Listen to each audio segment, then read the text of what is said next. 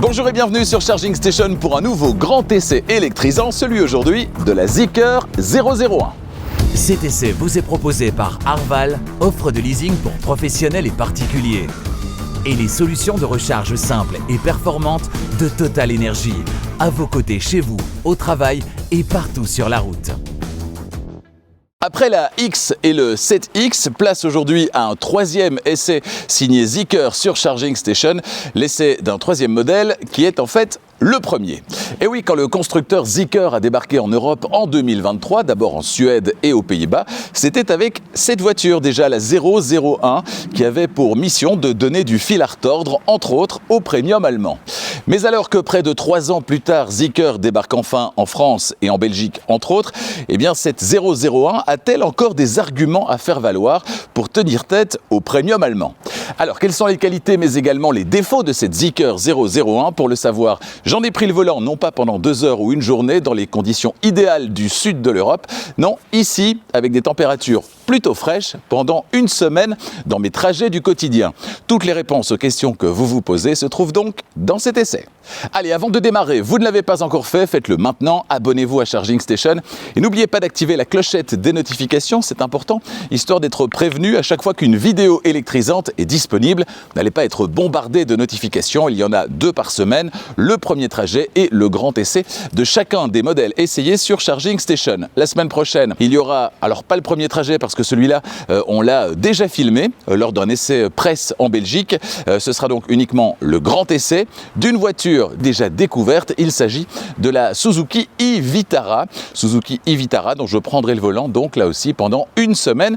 Et vous saurez tout, n'hésitez pas en attendant à déjà visionner son premier trajet. Je vous mets le lien ici. D'autres essais électrisants arrivent durant les prochaines semaines.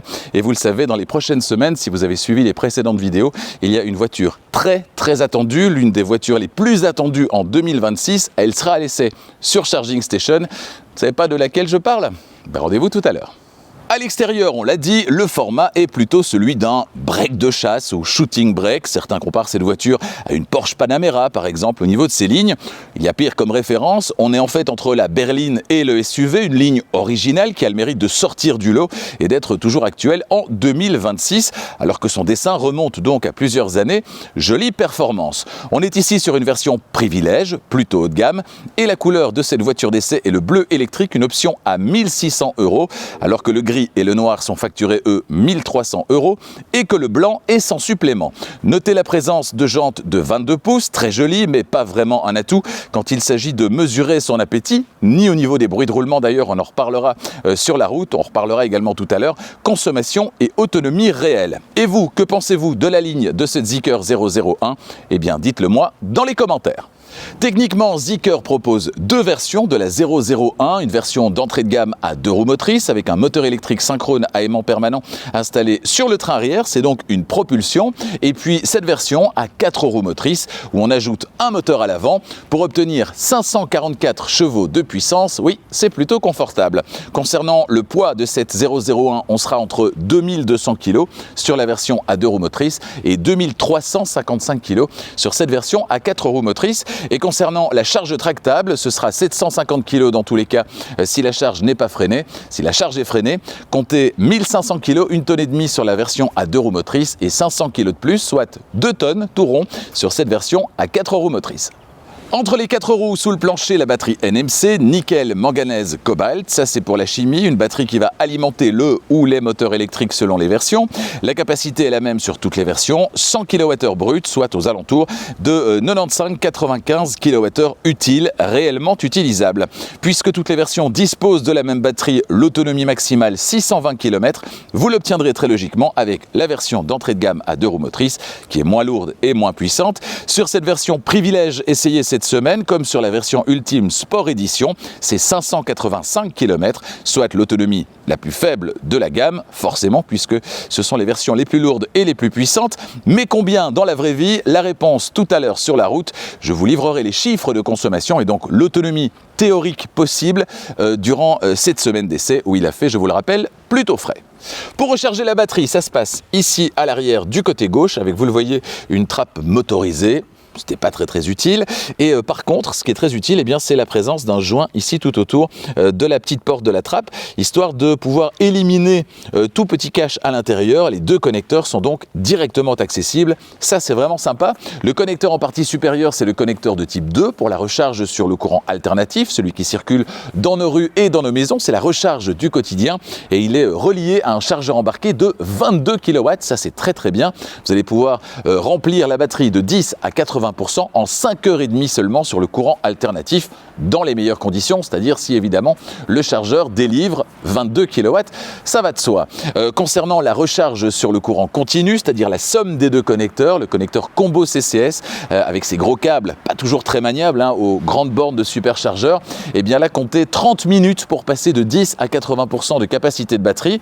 30 minutes sur une voiture qui se revendique premium en 2026, c'est quand même un peu beaucoup. La faute évidemment à l'utilisation d'une architecture 400 volts, alors qu'aujourd'hui sur les modèles premium, on est clairement sur du 800 volts, même chez Zeekr d'ailleurs, puisque le grand frère, le 7X, propose du 800 volts et donc recharge beaucoup plus rapidement sur le courant continu. À voir si ça vous pose un problème ou pas, autrement dit, si vous allez plus ou moins régulièrement ou pas recharger sur le courant continu. Si c'est une fois par an, c'est pas un critère déterminant. Donc 10-80 en 30 minutes en théorie, mais est-ce qu'au moins dans la pratique ça se vérifie avec les températures plutôt fraîches de cette semaine? Eh bien regardez. Me voici un hub de recharge Total Energy. J'ai bien sûr ma carte Total Energy Charge Plus et vous le savez, le réseau Total Energy, c'est le réseau le plus vaste en Europe. Il y a toujours une station proche de l'endroit où vous en avez besoin et pour ça, vous pouvez évidemment vérifier sur l'application Charge Plus qui vous permet de rechercher facilement la station la plus proche. Alors, on a démarré la recharge à 16h30. 16h30 plus 30 minutes, on est normalement sur 17h du coup pour atteindre les 80%. On était bien sûr à 10%. Il fait 2 petits degrés à l'extérieur, mais j'ai préconditionné la batterie. Donc normalement, elle devrait être dans les conditions optimales. Je dis normalement parce que la puissance que je vois là tout de suite, elle n'est pas géniale. Bah oui, 16h33, on charge depuis 3 minutes, on est à 15%, sauf que la puissance, elle est autour de 80 kW, alors que la voiture, elle peut en prendre 200 et que je ne partage le chargeur avec personne. J'ai donc normalement toute la puissance pour moi, c'est un chargeur 300 kW, donc a priori, on devrait pouvoir monter bien plus haut, mais ce n'est pas le cas. 17h, la recharge a donc démarré depuis 30 minutes, on est censé être à 80%, on en est bien loin puisqu'on est à 60%. Et pourtant, la puissance qui avait fortement augmenté, disons raisonnablement augmenté, aux alentours de 110 kW. Là aussi, on est bien loin du compte par rapport à la puissance normalement acceptée par la voiture de 200 kW. Elle vient de rechuter un petit peu aux alentours de 90-90 kW. Autant vous dire qu'on n'est pas rendu, comme dirait l'autre. Alors, combien de temps pour atteindre finalement les 80%? Eh bien là, on est passé du coup à 61 et la voiture annonce encore 12 minutes. Allez, courage Olivier. Petit coup d'œil à l'extérieur sur la courbe de recharge, je sais que vous en êtes friand. Ça a démarré donc très mollement et puis c'est monté par paliers très progressivement et puis là ça redescend. Voilà, la voiture prend son temps. Allez, courage, lentement mais sûrement on progresse. On est à 70%, 70%, encore 10% donc. La voiture annonce 6 minutes, ce qui ferait 17h13 au lieu de 17h puisqu'il est 17h07. Allez, plus qu'un petit pourcent. Cette session de recharge est définitivement beaucoup trop longue, puisqu'il est 17h12. 17h13 maintenant, on est maintenant à 43 minutes pour passer de 10 à 80% de capacité de batterie. 43 minutes et la puissance a encore chuté ici. 76, 76. Après un pic, si on peut parler de pic tout à l'heure aux alentours des 110 kW, si je me souviens bien. Et a priori, le problème ne vient pas du chargeur. Charge terminée, voilà, 17h13, donc 43 minutes pour passer de 10 à 80% de capacité de batterie. C'est très long évidemment et c'est là que je me souviens de la session de recharge avec le Zeekr 7X, plus récent, technologie 800 volts. Le constructeur annonce 16 minutes et je l'avais fait en 15 minutes. 15 minutes pour le 1080, 43 minutes avec cette 001. Alors, certainement en raison des températures plutôt basses, mais pourtant le préconditionnement avait été activé pendant une demi-heure. On ne peut pas forcément toujours préconditionner pendant 3/4 d'heure, c'est pas possible. Donc là, une demi-heure, c'était déjà pas mal, et malgré ça, ça semblait insuffisant. Dommage. Donc, je dirais bilan plus que mitigé sur cette session de recharge. Et puis, pour être tout à fait complet, sachez que cette voiture est compatible V2L également, c'est-à-dire que vous allez pouvoir, à partir du port de recharge, alimenter des appareils électriques externe, moyennant branchement d'un adaptateur, puissance maximale délivrée 3,3 kW. Ah ben voilà, c'est refermé. L'ouverture du haillon, elle est électrique sur toutes les finitions. La capacité du coffre, 539 litres, avec la banquette arrière fractionnable 60-40 en place. Dans le coffre, on retrouve une petite tablette rigide, les commandes à gauche et à droite pour rabattre le dossier de la banquette arrière. On a en plus à droite un petit crochet et à gauche une prise 12 volts. On a des anneaux aux quatre coins, la commande de la suspension pneumatique et puis un sous-coffre dans lequel vous allez pouvoir ranger, comme ici, quelques accessoires ou encore le câble de recharge. Sous le capot, un frunk dont la capacité n'est pas communiquée et ce n'est sans doute pas un hasard. À part des frites ou un fast-food, je ne vois pas bien ce qu'il peut contenir. J'ai essayé d'y caser le câble de recharge, mais c'est compliqué. Dans un instant, je vous fais découvrir le tableau de bord de cette Zeekr 001 et l'intérieur très cosy, très feutré de cette voiture. C'est très agréable. On en a d'ailleurs déjà un premier aperçu ici à l'arrière avec la suédine qu'on va retrouver ici.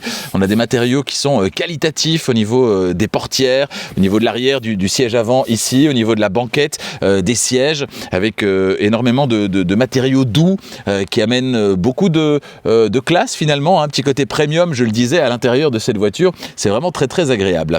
Alors concernant l'espace ici à l'arrière, est-ce qu'on peut voyager confortablement avec 1,90 m, 1,90 m à l'avant et à l'arrière? Le siège avant est réglé pour moi. Alors voilà ce que ça donne ici à l'arrière. Au niveau de la tête, je ne vais pas vous mentir, je suis tout proche du pavillon. Concernant les genoux, par contre, là c'est vraiment très confortable. Et concernant les pieds, je peux les glisser en dessous du siège avant. Par contre, la banquette, elle est positionnée très bas en raison de la présence du pack de batterie. Évidemment, on essaye de maximiser l'espace au niveau de la tête. Et vous voyez que même comme ça, c'est pas toujours très évident. Du coup, forcément, comme la banquette est située très bas, eh bien, j'ai pas un angle ici qui est favorable. Alors, ça a déjà été bien pire dans d'autres modèles. Ici, c'est pas terrible. Petit spoil d'ailleurs, j'ai découvert hier en statique très rapidement, j'ai pas eu l'occasion de vous faire une vidéo, mais ce sera pour bientôt, le Volvo EX60. Volvo EX60, ça va être incroyable cette voiture. Alors sur la route, je ne sais pas ce que ça vaut, mais en statique, j'ai été bluffé par cette voiture. Donc ne manquez pas ça, son essai ce sera bientôt sur Charging Station et j'y pense parce qu'à l'arrière, j'ai un angle tout à fait favorable. J'ai complètement les cuisses qui reposent sur la banquette arrière et ça faisait bien longtemps que je n'avais pas vécu une telle situation à vivre donc prochainement sur Charging Station. Concernant les équipements, alors on a un toit vitré sur toutes les versions, c'est 2 séries. On a également 4 poignées de maintien, donc le conducteur à droite lui aussi a sa petite poignée de maintien. À l'arrière des sièges avant, on a des petites poches aumônières et puis entre les 2 sièges, on a cette petite console avec ce petit écran qui permet pas mal de choses. Alors évidemment de régler la climatisation, on peut allumer également les petites lumières, on peut également baisser le volume, changer de station également, ou bien, et ça c'est intéressant, et bien abaisser le dossier du siège arrière. Alors siège de gauche, voilà, je suis en train de le baisser et dans ce cas-là, eh bien pour les personnes qui mesurent comme moi 1,90 m, ça va permettre d'être davantage couché et donc d'avoir plus de place au niveau de la tête et de voyager donc plus confortablement. Voilà qui est plutôt pas mal et vous pourrez évidemment, comme c'est électrique, choisir absolument la position qui vous convient le mieux en arrêtant de pousser sur le bouton quand vous avez trouvé la position idéale. Si on continue à descendre, on a un plancher qui est parfaitement plat, voilà qui sera tout bénéfice pour le passager central à l'arrière. Et s'il n'y a personne installé à l'arrière, eh bien vous allez pouvoir déployer cet accoudoir assez massif, très confortable, sur lequel se trouvent également les petits boutons pour abaisser le dossier du siège arrière. On a également un petit crochet ici pour pendre une veste, côté conducteur et côté passager. On est vraiment dans un univers qui est très premium, qui est très valorisant, c'est très agréable. Alors on aime ou on n'aime pas les petits inserts cuivrés, mais l'ambiance générale est vraiment très qualitative. Rien à envier à d'autres marques et certainement pas au premium allemand. Un dernier petit détail, ça va être tout en dessous ici de la console, un petit tiroir qui s'ouvre et qui dévoile deux prises USB. Alors une prise USB-A et une prise USB-C. Une prise USB-A en 2026, ça peut paraître là aussi un petit peu étrange, d'autant plus qu'on le verra tout à l'heure. À l'avant, ce sont deux prises USB-C. Alors pourquoi cette prise USB-A? Mystère. L'intérieur de cette voiture, c'est vraiment l'un de ses principaux atouts selon moi. Alors on aime ou on n'aime pas les inserts de couleurs, mais concernant les matériaux et les assemblages, c'est franchement du très haut niveau. Cet intérieur, on s'y sent vraiment bien, c'est une vraie invitation à voyager, un peu à la sportivité aussi avec ce volant épais. Bref, c'est très premium et on en a largement pour son argent. Le bémol qui n'est d'ailleurs plus présent sur un modèle plus récent chez Zeekr comme le SUV 7X, ce sont ces deux surfaces en piano black sur le volant, sans aucun repère tactile. Ce n'est ni valorisant visuellement, ni pratique à utiliser. Et c'est dommage parce que pour le reste, cet intérieur est vraiment bluffant de qualité. Et vous, que pensez-vous de l'intérieur de cette Zeekr 001? Dites-le moi dans les commentaires. Allez, c'est parti pour la description. La portière conducteur, on a en partie haute la poignée d'ouverture, en partie intermédiaire la poignée de fermeture, les vitres électriques et le verrouillage centralisé. Plus bas, le vide-poche de capacité correcte, mais qui ne dispose pas d'un fond anti-dérapant, c'est dommage. À gauche du volant sur le tableau de bord, rien du tout. Tout en bas, on a la commande d'ouverture du capot. Vous tirez deux fois la commande vers vous, ça veut dire que vous pouvez juste lever le capot, vous n'avez pas à aller chercher un petit loquet supplémentaire. Le volant à réglage électrique avec malheureusement des pads à retour haptique en noir laqué précisément là où on va mettre les doigts, c'est dommage. À gauche, le régulateur de vitesse adaptatif ou avec deux pressions sur le petit volant au lieu d'une, la conduite assistée qui ajoute donc le centrage sur la voie de circulation. À droite, la commande vocale, l'appel du menu qui permet de gérer les différents volumes et la navigation dans les commandes qui s'affichent dans l'affichage tête haute, gestion de la température, de la puissance de la ventilation et gestion des appels. Derrière le volant, les commodos, à gauche les clignotants et les éclairages, à droite les essuie-glaces, uniquement à l'avant, il n'y a pas d'essuie-glaces à l'arrière. On a ensuite l'écran instrument de 8,8 pouces de diagonale. Au travers du pare-brise, l'affichage tête haute avec les infos classiques et donc la possibilité de gérer des commandes liées à la climatisation et aux appels. Si je reviens un instant sur l'écran instrument, sachez qu'avec l'extrémité du commodo de gauche, vous allez pouvoir faire défiler les informations de conduite à gauche sur l'écran. On a la distance totale, la distance du trajet en cours et la distance totale depuis la remise à zéro. Au centre de la planche de bord, on ne peut pas louper l'écran d'infodivertissement. J'y reviens dans un instant. Plus bas, 5 commandes directement accessibles, le désembuage à l'avant, à l'arrière, les feux de détresse, l'ouverture du coffre et celle de la boîte à gants. Voilà, boîte à gants qui est de capacité très généreuse d'ailleurs sur cette voiture et qui est recouverte de feutrine. Ça fait plaisir. Juste en dessous, enfin, un espace pour recharger son smartphone par induction. Oui, un seul et pas deux. Et en plus, le smartphone ne tient pas bien en place en raison d'un manque de maintien. Un système donc pas très efficace. Plus en arrière, le sélecteur de sens de marche à gauche et le contrôle du volume à droite avec les fonctions play-pause. Plus en arrière encore, les deux porte-gobelets et sous la coudoir centrale qui s'ouvre en deux parties de manière latérale. Un espace de rangement avec fond antidérapant équipé de deux prises USB-C et d'une prise 12 volts. Voilà pour la description de l'intérieur de cette Zeekr 001, on va s'intéresser maintenant au système d'infodivertissement. Quelques mots à propos du système d'infodivertissement avant de prendre la route et que je vous livre mes impressions après une semaine au volant. On a ici la température, il fait 2 degrés, on a donc le petit flocon, risque de verglas. On a la qualité de l'air, le pourcentage restant dans la batterie.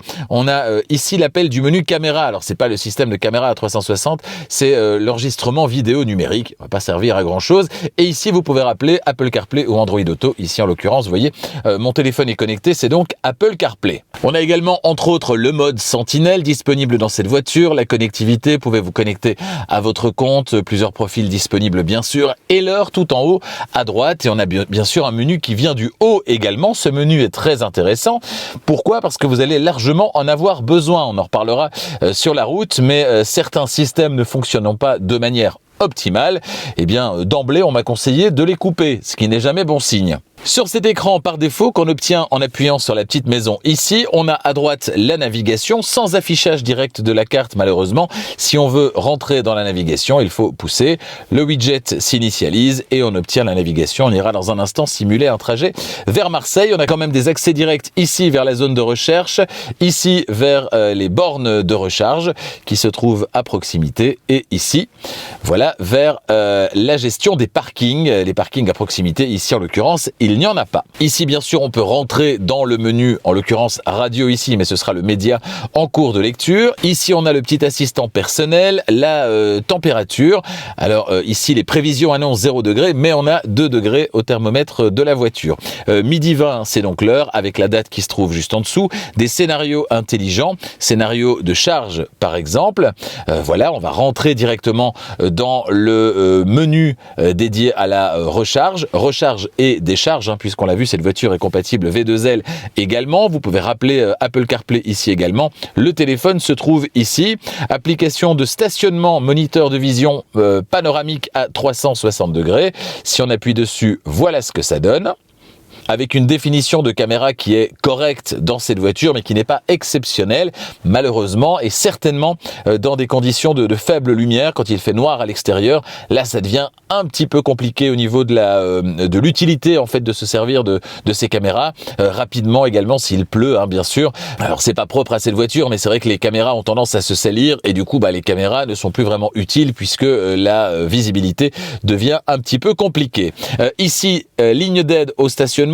Ici, la vue 3D, et ça c'est le problème de cet écran, c'est qu'il n'est pas toujours très réactif malheureusement. Voilà, vous voyez qu'il y a une petite latence à chaque fois.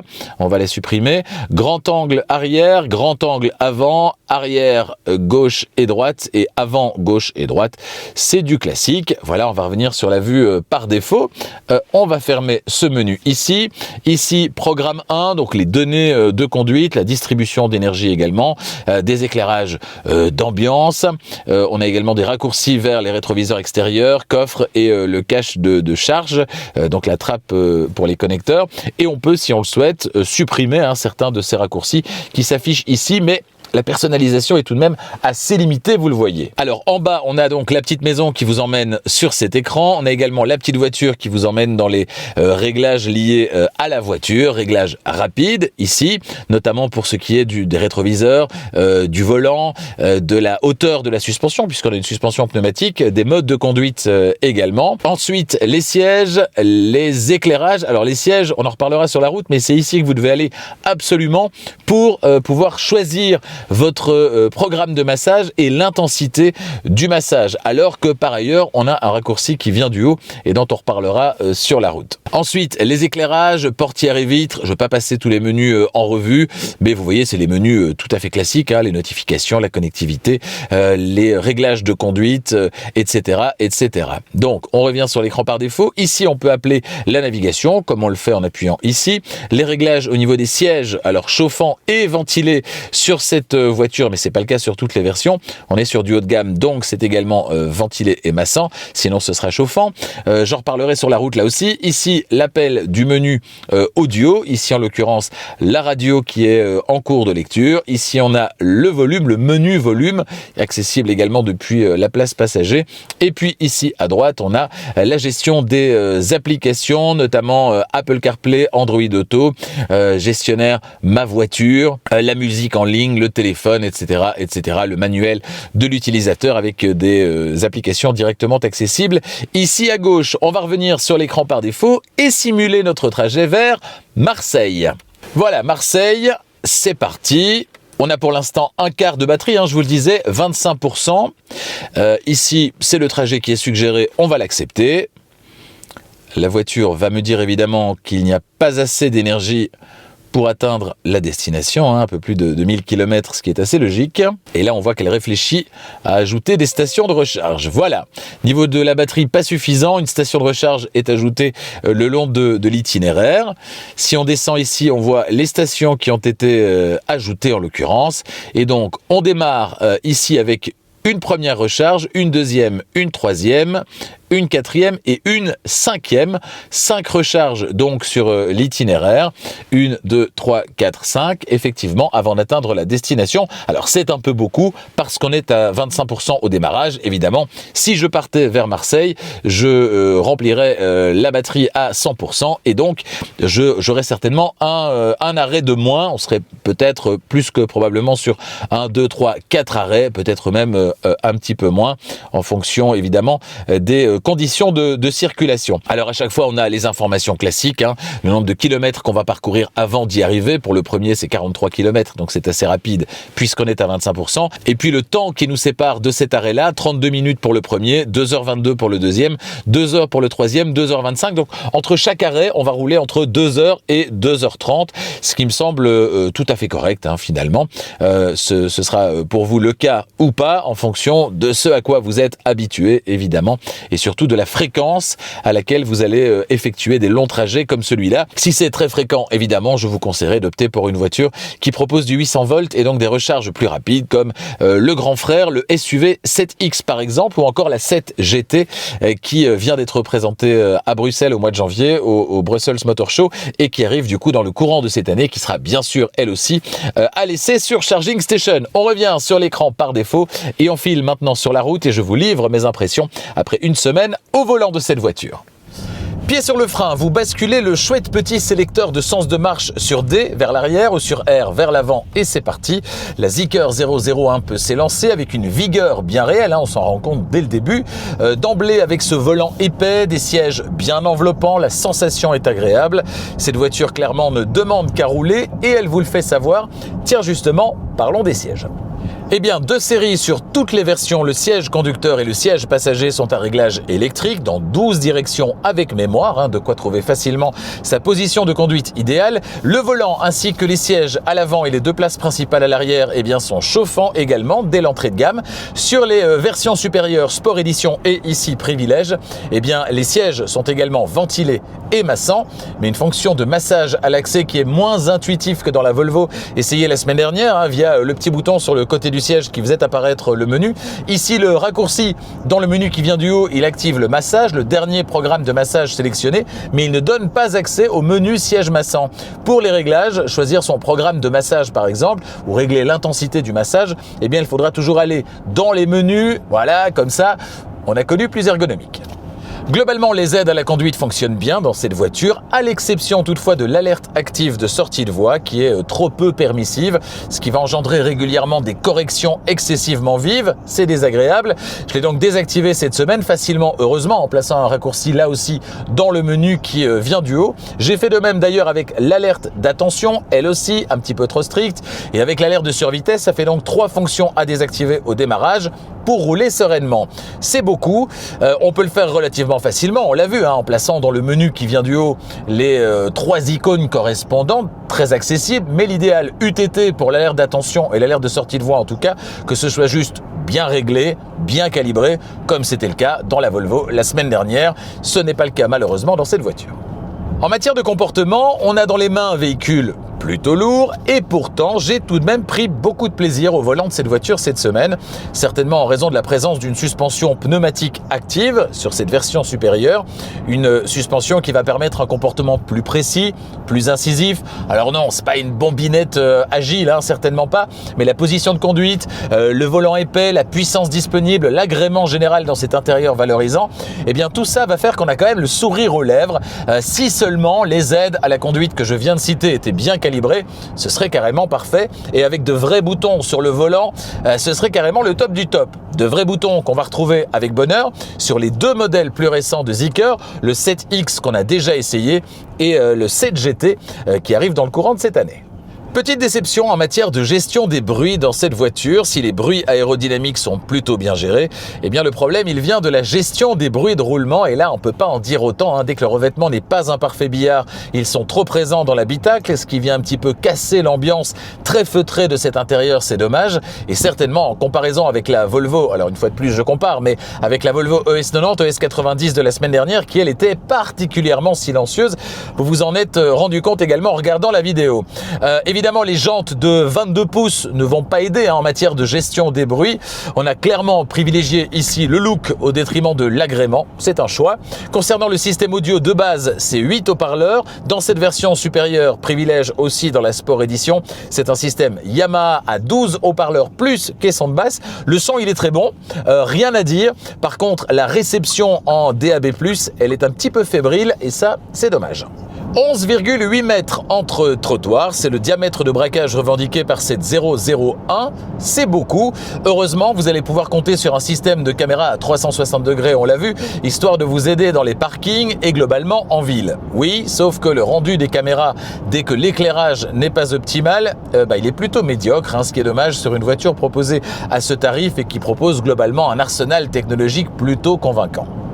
Petite déception également en matière de freinage ou plutôt de récupération d'énergie au freinage.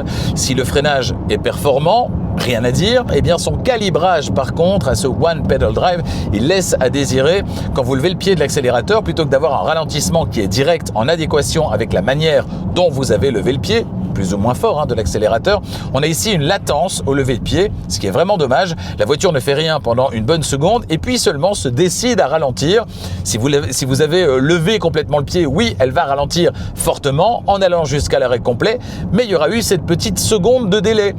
Et ça a deux inconvénients principalement. Ça va rendre la conduite à une pédale moins intuitive que dans une voiture qui propose un réglage plus direct. Et puis ça va vous obliger régulièrement à utiliser la pédale de frein, ce qui ne serait pas le cas s'il n'y avait pas ce temps de réaction. Donc oui, ça freine fort, ça va jusqu'à l'arrêt complet, mais le plaisir à l'usage, il est un peu gâché. Concernant les éclairages, toutes les versions de la 001 sont équipées de phares LED matriciels. Ils vont permettre, pour rappel, de rester en feu de route en permanence, la voiture s'occupant de tout gérer et notamment d'éteindre une partie du faisceau lumineux pour ne pas éblouir ceux que vous suivez ou ceux que vous croisez. Dans la pratique, cette semaine, le système il s'est montré globalement convaincant. Je dis globalement parce que, à l'exception peut-être d'une tendance à vouloir à tout prix tout le temps éclairer certaines zones dans des circonstances où manifestement ça va être un petit peu compliqué parce qu'il y a beaucoup de monde, des voitures un peu partout. Alors elle va toujours s'arranger pour n'éblouir personne, mais ça va être au prix de micro-allumage extinction en permanence. On peut pas s'empêcher de se demander si à vouloir éclairer tout le temps à tout prix, elle ne ferait pas mieux dans ces conditions-là où c'est compliqué de rester tout simplement en feu de croisement. L'autonomie théorique de cette voiture jusqu'à 585 km en cycle mixte, norme WLTP sur cette version à 4 roues motrices privilège. J'ai opté la plupart du temps pour une conduite tranquille tout en conduisant de temps à autre de manière plus dynamique et cette semaine il a fait entre 1 et 12 degrés au thermomètre. Sur l'ensemble de la semaine, j'ai parcouru au total près de 700 km avec au moins 2 trajets par jour de 50 km, mes trajets domicile-travail du quotidien, avec à chaque fois une remise à température du véhicule qui dort dehors chez moi et dans un garage fermé sur mon lieu de travail, des trajets domicile-lieu de travail qui se font majoritairement sur autoroute en ce qui me concerne, je vous le rappelle, c'est important. En tenant compte de tous ces paramètres, je suis arrivé à une moyenne de 24 kWh au 100 et cette valeur, elle va m'autoriser autour de 400 km réels sur une recharge complète, donc de 100 à 0, dans les conditions évidemment de parcours et de météo de cette semaine. Avec moins d'autoroute et des températures plus clémentes, on pourra naturellement faire baisser cette moyenne et donc sensiblement augmenter le rayon d'action. Les prix, les voici à présent pour la Belgique, la France et la Suisse. Je vous mets tout ça ici. Cette voiture d'essai est une version à 4 roues motrices privilège, facturée en Belgique 71 990 €, 71 990 €. Une seule option sur cette voiture, la peinture métallisée, le bleu électrique, facturé 1600 €. Total de la facture pour cette voiture, eh bien 73 590 €, 73 590 €. Surfez sur le site internet de Zeekr qui correspond à votre pays, configurez votre Zeekr 001 idéal, ça va être assez rapide, et déterminez votre prix. Toujours concernant le prix, Arval, partenaire de Charging Station, vous propose des solutions de leasing, de location longue durée pour les entreprises, mais également pour les particuliers. Alors dans les deux cas, il y a au moins deux avantages. D'abord, une gestion centralisée. Vous avez un seul montant, le même tous les mois, du premier au dernier, et tout est compris, la mise à disposition de la voiture, mais également tous les frais qui en découlent, les frais annexes, comme l'assurance, le paiement des taxes, le passage à l'entretien, par exemple. Tout ça est compris, tout ça est lissé sur la durée de votre leasing. Et donc, vous payez tous les mois exactement le même montant. Et ça, c'est valable pour les entreprises, leasing opérationnel, et pour les particuliers avec le private lease. Et puis, deuxième avantage, dans le contexte de transformation technologique que nous vivons actuellement, en passant de la voiture thermique à la voiture électrique, les valeurs résiduelles peuvent énormément fluctuer. Et dans cette formule de leasing, ce n'est pas vous qui prenez le risque de la valeur résiduelle, de combien vaudra la voiture à la fin du contrat. C'est la société de leasing qui doit avoir calculé ça, évidemment, dans le prix qu'elle vous propose. Et donc, à la fin du contrat, vous avez une chose à faire, rendre la voiture et les clés. C'est tout. Pour ces deux bonnes raisons, mais il y en a plein d'autres, n'hésitez pas à demander une offre à Arval via le site internet d'Arval qui correspond à votre pays. Une offre n'engage à rien. Oui, en conclusion, cette Zeekr 001 est plutôt une voiture réussie dans l'ensemble. Elle est jolie, son intérieur est valorisant, elle est très agréable à conduire et son autonomie est largement suffisante. Oui, sauf que quelques bémols viennent assombrir le tableau. Parmi ces bémols, une conduite à une pédale qui va jusqu'à l'arrêt complet, mais qui malheureusement propose une latence qui est pénalisante au moment où on lève le pied de l'accélérateur. Parmi les autres bémols, on a une gestion des bruits de roulement qui est perfectible, un maintien dans la voie de circulation un peu trop vif, une consommation supérieure à la moyenne et puis des détails agaçants comme un pad de recharge pour smartphone sur lequel un smartphone peine à tenir en place, des touches en piano black sur le volant peu intuitives et un écran d'infodivertissement qui peut se montrer capricieux. Autant de coups de canif dans l'agrément général qui font que j'aurais tendance, si vous aimez les Zeekr, à attendre la nouvelle 7 GT qui est toute récente, gomme certains des inconvénients de la 001 et propose en plus des temps de recharge réduits, plus en phase avec ce qu'on attend d'un véhicule électrique premium en 2026. Et pour couronner le tout, elle est moins chère que cette Zeekr 001. Du coup, que reste-t-il à cette voiture? Peut-être sa ligne, très réussie, c'est vrai. A bientôt sur Charging Station pour d'autres essais électrisants. Le prochain, toujours en février, ce sera la semaine prochaine, l'essai chez Suzuki du e-Vitara, un modèle complètement différent. Qu'est-ce que ça vaut pendant une semaine? Eh bien, je vous dirai tout d'une semaine à son volant dans les prochains jours. En mars, des essais très attendu également. On ira chez Hyundai notamment avec l'essai du Ioniq 6 revisité, largement revisité. Chez BMW, un essai que vous attendez avec impatience. Le BMW iX3 sera à l'essai sur Charging Station. J'en prendrai le volant pendant une semaine et vous saurez tout. Et puis chez Jeep, le Jeep Compass sera lui aussi à l'essai sur Charging Station. Et puis je peux déjà vous faire une petite révélation concernant le mois d'avril. On devrait retrouver ici à l'essai le Kia EV2, le petit SUV urbain de Kia, super craquant que je vous ai présenté lors de son dévoilement international il y a quelques semaines. Eh bien, j'en prendrai le volant là aussi pendant une semaine et vous saurez tout. Voilà un modèle qui s'annonce très électrisant, un modèle que vous attendez lui aussi avec grande impatience. N'hésitez pas, si ce n'est pas déjà fait, à vous abonner à Charging Station et n'oubliez pas d'activer la clochette des notifications pour être prévenu dès qu'une nouvelle vidéo électrisante est disponible. Si vous avez aimé cette vidéo, un petit pouce, ça fait plaisir. Un partage de la vidéo, ça fait plaisir également. Merci de votre fidélité et à bientôt.